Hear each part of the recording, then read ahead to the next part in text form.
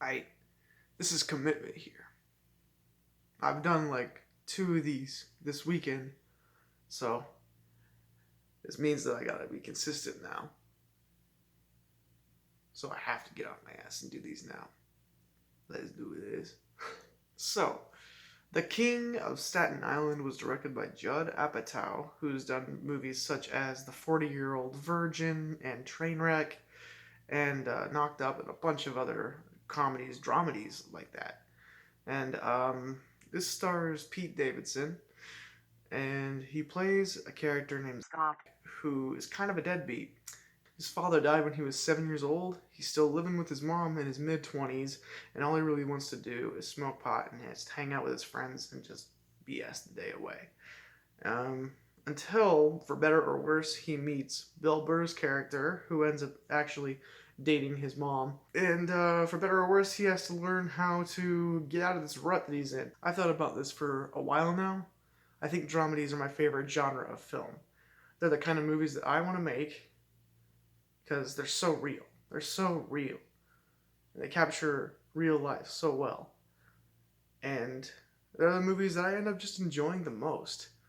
And The King of Staten Island is no exception. I love this movie so much. I watched this movie twice this weekend. Twice. And I'm really glad I did, because my thoughts have kind of changed since the first time I saw it.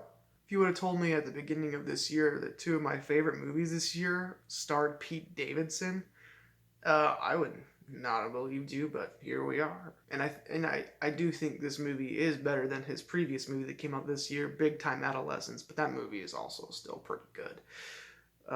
Pete Davidson actually can handle drama very, very well. Like, he's not like Oscar-worthy performances with his drama roles, but like, still, like, he can get to some pretty deep places, but he's still the funny man, so he delivers on both fronts. Bill Burr is amazing in this movie too. He actually can really handle drama very well, and I think he's demonstrated that in the past as well. But the chemistry between these two is amazing. Like, they play off each other so well, both for comedy and for drama. It's insane. I've never really been a fan of Pete Davidson's stand-up comedy. I've loved Bill Burr's stand-up comedy, but I feel like this is where Pete Davidson shines the most in being funny, is in his films. He's alright in Saturday Night Live, but you know what? He's pretty funny in those. I love him. Marissa Tomei plays his mother in this film, and she does an amazing job as well. There's a lot of really great performances in this movie. Belle Poley plays a love interest character in this film, and she does an amazing job, and I feel like the writing used her very effectively. Steve Buscemi's in this movie. Yeah, he plays a supporting character. He's like the firehouse chief. Bill Burr's character is a firefighter, so we get to see a lot of that lifestyle, of the firefighter lifestyle. And yeah, Steve Buscemi is the firehouse chief, or whatever they call it. The writing in this film is great. I love the dialogue so much. This is one of the best written dialogue films of this year, in my opinion. As for flaws with this movie, there are a few times where there are some scene transitions that I thought were a bit jarring. Some characters would undergo some off-screen development between a couple of these scenes, and I felt that was pretty jarring. It kind of took me out of the moment to like not see what was going on inside these characters' minds. Just to have it off screen was a bit weird.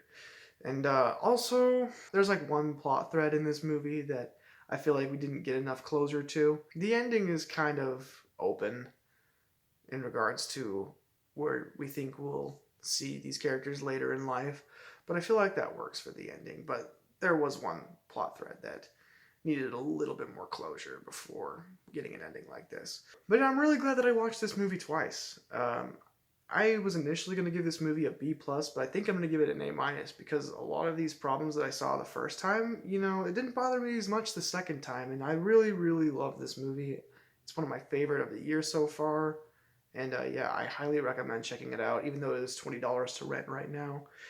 Just like split that up with a friend or something. Get some friends and split split that bill, because this movie is definitely worth watching. Alright, I'm going to be reviewing Artemis Fowl next. Yeah. I hate my life. Alright, see ya.